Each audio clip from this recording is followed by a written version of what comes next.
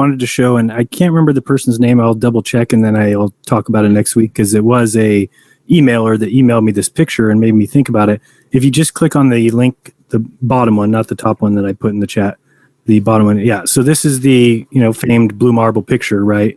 That we've all seen, 1971. And they told me, okay, this is the Earth and half of it is lit.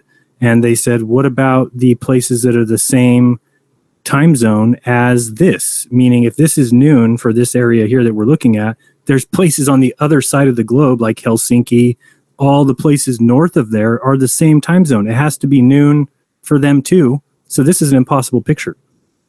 You can't have, it's so funny because if it's true, we've been fooled by the blue marble since 1971 and nobody has found this. That's why I want to give credit where credit's due. I certainly didn't find it. I'm an idiot. I looked right past it.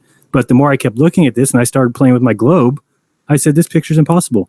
That if this is half the globe lit up, then there's places up north of here that are the same time zone. That means it's noon for them too. So how could you have this side be fully lit and not the places above these parts of Europe and stuff like that? You know what I'm saying? Oh yeah, that's a good point. Right. And I think it's because they wanted to emphasize the existence of the Antarctica. Oops. Yeah, I totally agree with that. Yeah, because if you look north of, that's Africa, and then we can see maybe a little bit of Turkey at the top, but you've got every place, the Ukraine, Moscow, Sweden, all the way north of there that all are in the same time zone. So that means if it's noon for these people, then it's noon for them. Yet right. This would have to be in the southern summer, like really, really far in the southern summer.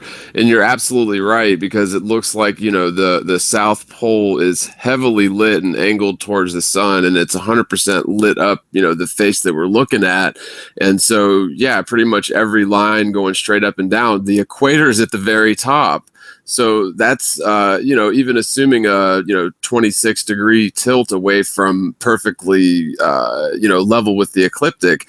The globe's way too small. It's Africa's way too high. That really doesn't add up at all. That's a really good observation. I totally agree. Yeah, and it looks like Mercator too. It looks like Mercator's protection instead of Peter's or anybody else's. Yeah, totally. Yep. So what was the other link you had here, Jern?